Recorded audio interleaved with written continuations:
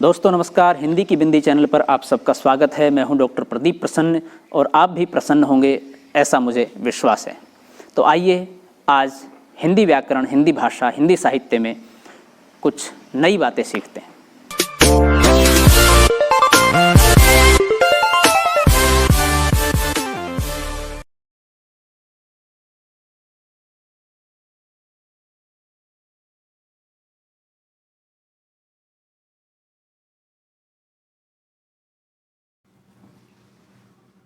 विद्यार्थियों, आज की वीडियो हम बना रहे हैं कक्षा 12 की हिंदी की पाठ्य पुस्तक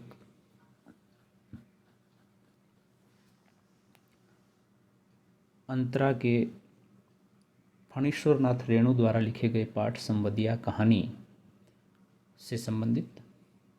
इस वीडियो में हम संवदिया कहानी का वाचन करेंगे और उसका अर्थ और भाव समझाएंगे। इससे पहले हम एक वीडियो और बना चुके हैं जिसमें फणीश्वरनाथ रेणु का और संवदिया कहानी का सार हम बता चुके हैं, उनका परिचय दिया है हमने लेखक का।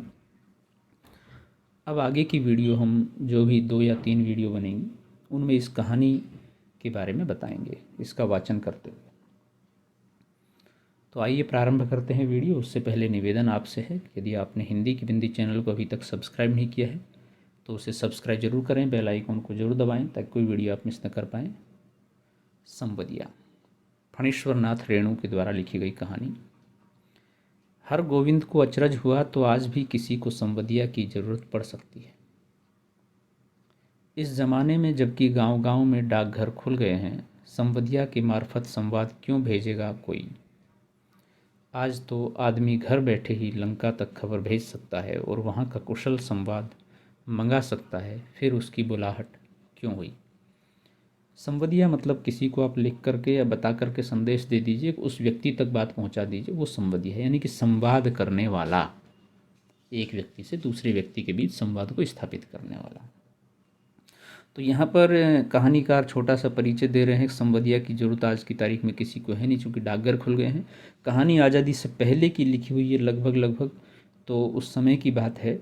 अन्यथा आज तो आप जानते हैं कि इंटरनेट के माध्यम से और मोबाइल के माध्यम से चीज़ें और बदल गई हैं।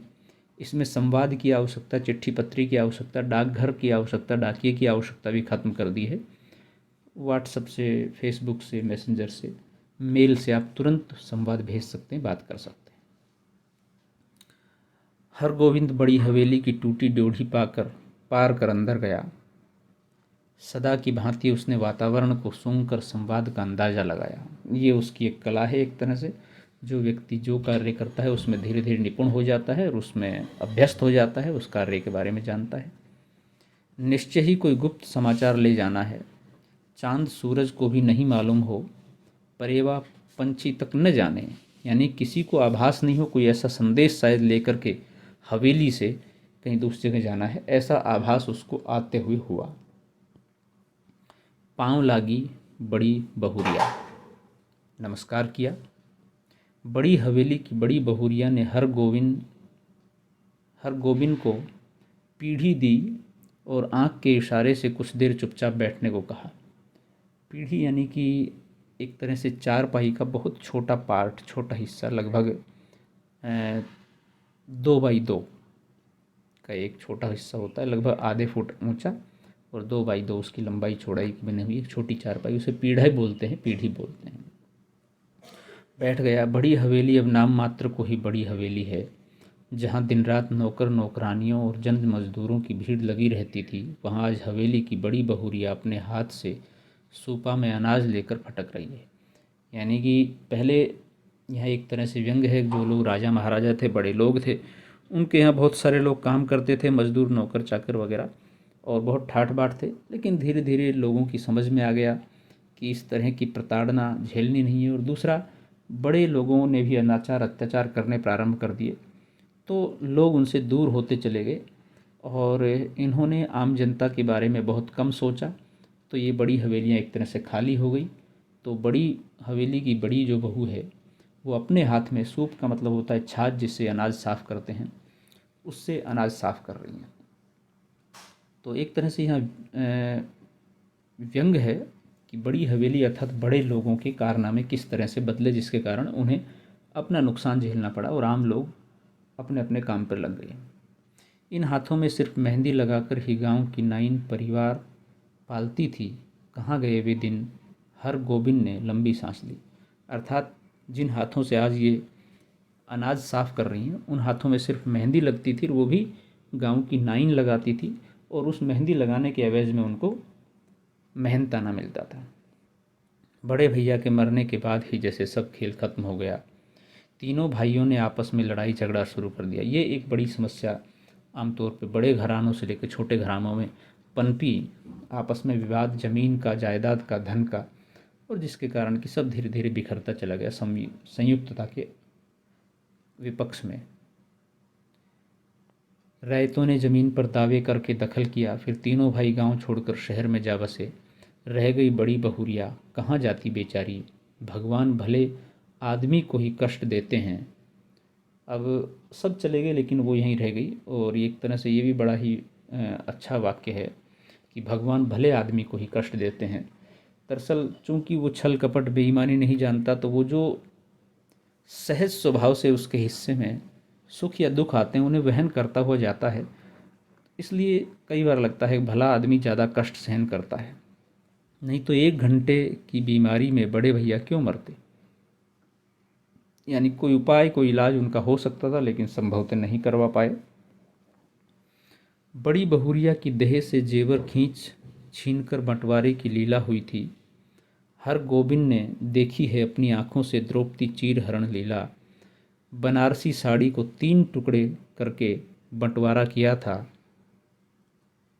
निर्दय भाइयों ने, बेचारी बड़ी बहुरिया। अब यहाँ पर एक तरह से जैसा कि महाभारत में चीर हरण का, द्रौपदी चीर हरण का वर्णन है, वैसी ही लीला यहाँ पर हर गोबिंद ने बड़ी बहुरिया के साथ में होती हुई देखी थी। अर्थात हर चीज़ का बंटवारा कर दिया, बनारसी साड़ी को भी, कपड़ों को भी 3 टुकड़ों में बांट दिया। अब जानते हैं आप कि इस तरह से कपड़ों को 3 टुकड़ों में बांटने पर उसका उपयोग क्या रह जाएगा।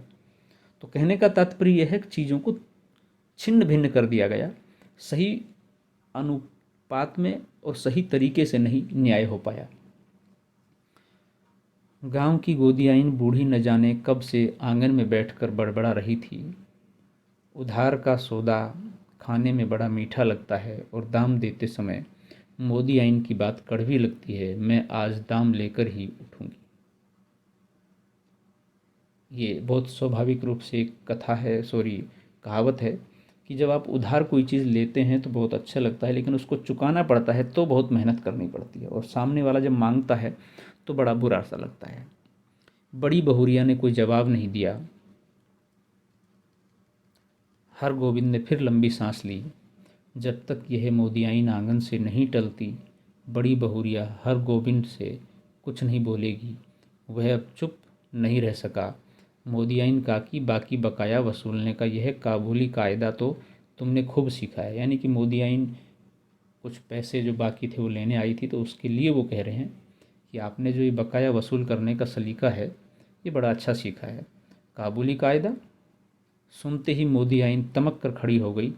चुप रहे, मूंछों से निमोछिए। क्या करूं काकी, भगवान ने मूछें दाढ़ी दी नहीं, न काबुली आगा साहब की तरह गुलजार दाढ़ी। निमोछे यानी कि जिसके मूछ न हो।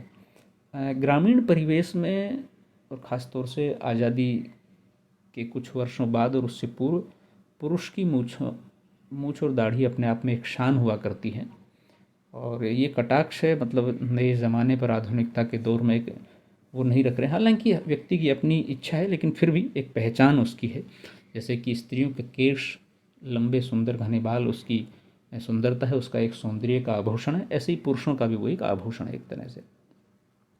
फिर काबुली का नाम लिया तो जीभ पकड़ कर खींच लूँगी। हर गोबिंद ने जीभ बाहर निकाल कर दिखलाई, अर्थात खींच ले।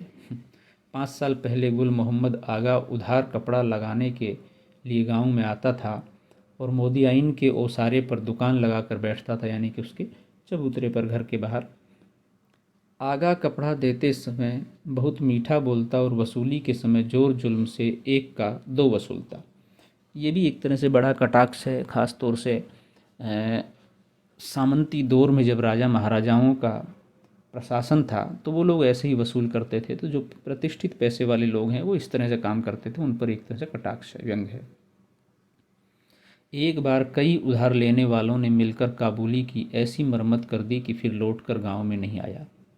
लेकिन इसके बाद ही दुखनी मोदियाइन लाल मोदियाइन हो गई, अर्थात उसको क्रोध आने लग गया।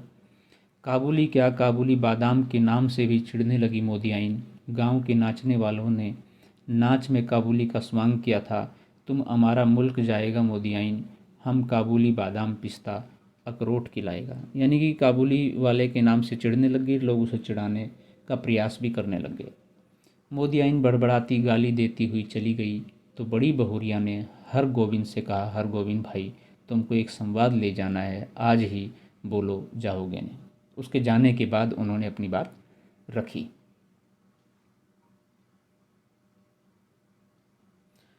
तो विद्यार्थियों, आज का वीडियो यहीं तक हम रखते हैं, चूँकि 10 मिनट हो गए हैं, हम इससे ज़्यादा वीडियो लंबा बना नहीं सकते क्योंकि आप लोगों को दिक्कत होती। तो शेष पार्ट अगले वीडियो में आप लगातार देखते रहें, विजिट करते हैं चैनल पर। आपके मन में कोई सवाल है, कोई जिज्ञासा है, कोई प्रश्न है तो आप हमसे पूछ सकते हैं, हम उसका समाधान करेंगे और चर्चा करेंगे। आज के लिए इतना ही। नेक्स्ट वीडियो में नेक्स्ट टॉपिक के साथ फिर मिलते हैं, तब तक के लिए शुक्रिया, नमस्कार।